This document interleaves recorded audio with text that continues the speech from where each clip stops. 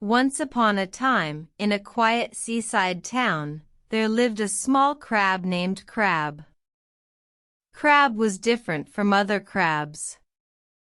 He had a big, round shell, and he loved to help others. Every day, Crabbe would scuttle along the sandy beach, looking for tiny shells and stones to make beautiful patterns. The seagulls would fly overhead, squawking and laughing, and Crabbe would wave at them with his many legs.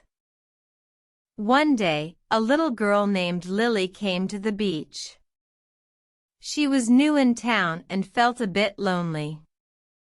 She sat on the sand and watched the waves crash against the shore. Crabbe noticed Lily and decided to approach her. He scuttled over to her, his shell clattering against the pebbles. "Hello," he said, "I'm Crabbe. Would you like to play?" Lily looked up, surprised. "A talking crab?" she asked. "Yes," said Crabbe, "and I can make beautiful patterns with these shells and stones." Lily smiled and agreed to play.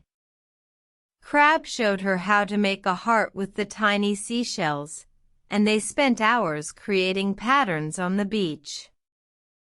As the sun began to set, Lily looked at Crabbe and said, "Thank you, Crabbe. You've made my day so much better." Crabbe smiled. "It's what friends do. We make each other happy." From that day on, Lily and Crabbe became the best of friends.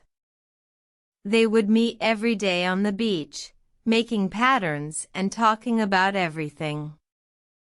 And Crabbe, the friendly crab, taught everyone that even the smallest creatures can make a big difference in someone's life. As the sun set on another day, Crabbe scuttled back into the sea, ready to make the next day even better. And Lily, with a smile on her face, went home, her heart filled with joy and new friends.